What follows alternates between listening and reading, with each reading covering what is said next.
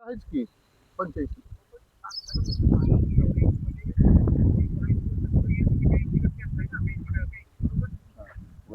हा वरतं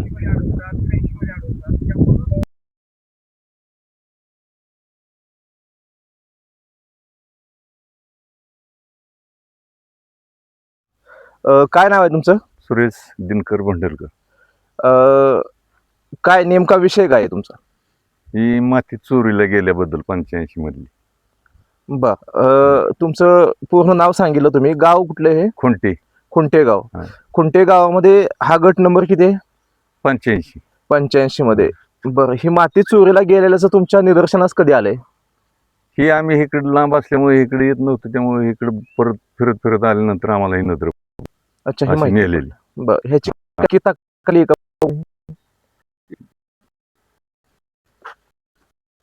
तहसीलदार अर्ज केला होता. हा. माती चोरी विषयी अर्ज दिलेला आहे. हा. काय तुम्हाला अजून उत्तरच नाही. काही कारवाई घ्यायच्यावरती? काहीच नाही अजून झाली. हे तुम्हाला विचारात घेऊन ही माती उचललेली आहे का? नाही नाही, नाही नाही. विचारात नाही घेतलं. विचारात नाही घेतलं, काय नाही. बर. हे रात्रीची माती जात होती, म्हणजे कधी बी चोरीला माती जात कवा होती बी जात होती विना परवाना. असे.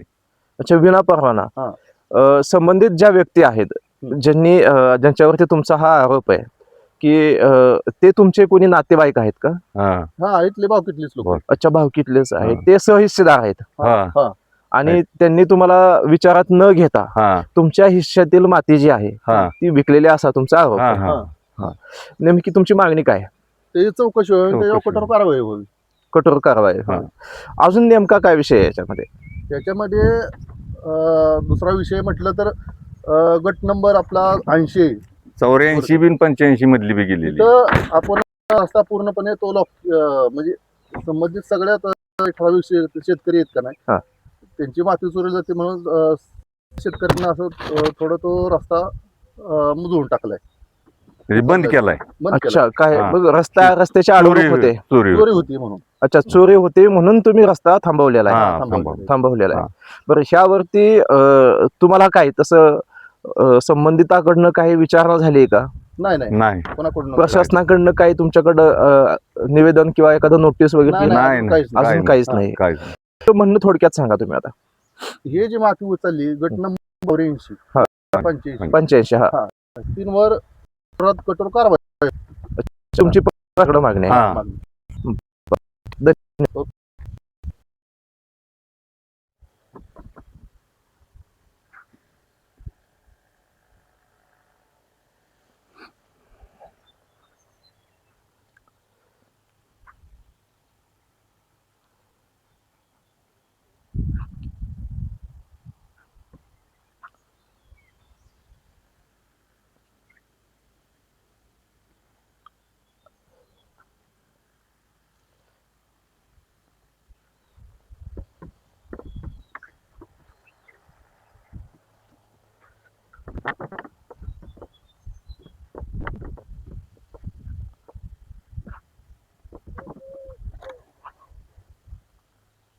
त्या गटातील पाठीमाग जी माती आपण कमी जी नेलेली दिसते, हा गट कोणता आहे? हा गट आहे 84. बर, या गटामध्ये तुमचं कोण हिस्सेदार आहे? माझ्या आईच्या नावचा सातबारा आहे इथं. अच्छा, आईचं नावचं सातबार आहे. काय नेमकं या गटासंदर्भात तुमचं काय म्हणणं आहे? हे तुम्ही बघू शकता इकडं की आमच्या परस्पर रात्री अपरात्री इथली माती विनापरवाना उचललेली आहे. या संदर्भात कधी तक्रार गेलीत का आपण? लेखी तक्रार मी तहसीलदार साहेबांना हे नोटीस दिलं होतं. बर, अच्छा, हे नोटीस दिलं होतं का आपण? हा, 30/6 हे नोटीस दिले. आजपर्यंत ह्याच्यावर काय आलेलं नाही. हा, काय होणं अपेक्षित आहे तुम्हाला? माती उचललेली त्यांची मला भरपाई मिळावी.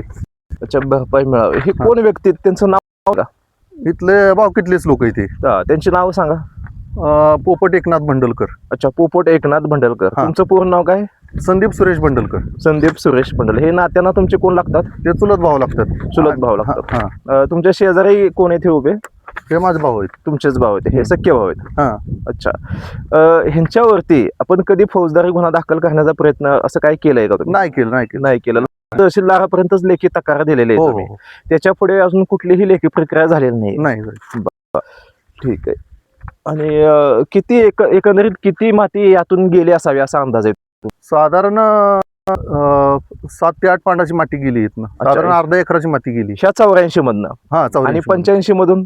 85 मधून साधारण जवळजवळ 2-3 पांडाची माती गेली. अच्छा, 2 ते 3 पांडावाची माती गेलेली. हा. आणि रस्त्यासंदर्भातही तुमच्या तक्रार आहेत? हा, रस्त्या संदर्भात. चाललेली तिथली 85. त्यामुळे आपण काय केलंय, आमच्या इशेवरीचं सांगतोय आम्ही 85 मधलं. अच्छा, 85 मधलं तुमच्या हिस्से. सांगतो पण त्यांनी सर उचलली. अच्छा, सरसकटच. सरसकट उचललेली माती. म्हणजे तुमच्या हिश्यातली त्यांचीही उचलली. ठीक. प्रमोद जसते आपण पाहताय प्रगती चळवळ. ग्रामीण भागातील महसूल विभागाच्या अनेक तक्रारी आपण तहसील कार्यालयामध्ये, प्रांत कार्यालयामध्ये नेहमी पाहत असतो. परंतु प्रत्यक्ष वस्तुस्थिती पाहण्याकरता आपण ज्यावेळेस एखाद्या जिथे तक्रार अर्ज असतात त्यांच्यासोबत बोलतो त्यावेळेस त्यांच्या नेमक्या समस्या काय असतात याचं एक ज्वलंत उदाहरण खुंटे.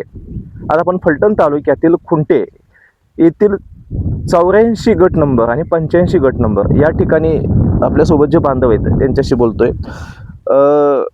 मला सांगा, तुमचं नाव काय पूर्ण? सुरेश दिनकर भंडलकर. सुरेश दिनकर भंडलकर. या सुरेश दिनकर भंडलकर यांचं 84 आणि 85 मध्ये सहहिस्सेदार आहेत. त्यांची एक तक्रार आहे.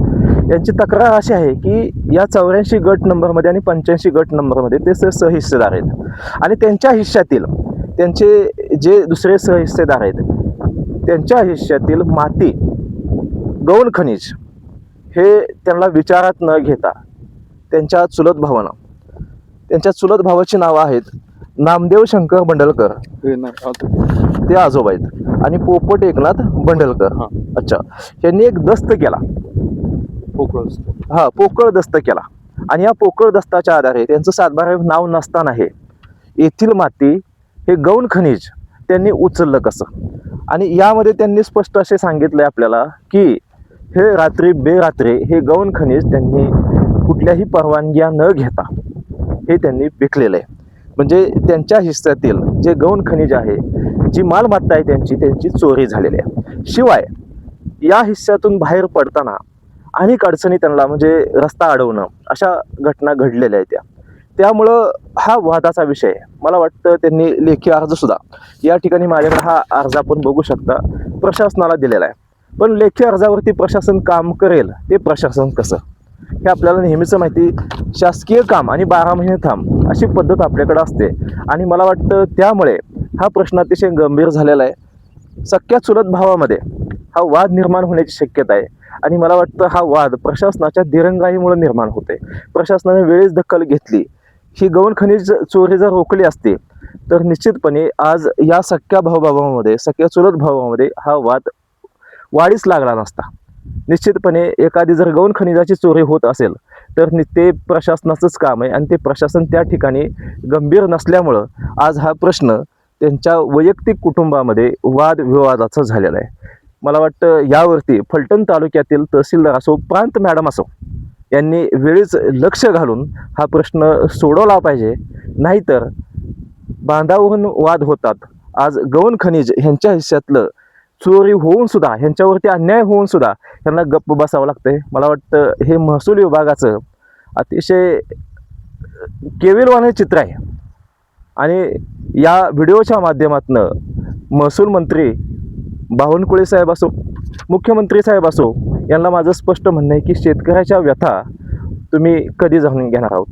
मी प्रमोद सस्ते, आपण पाहताय प्रगती चळवळ.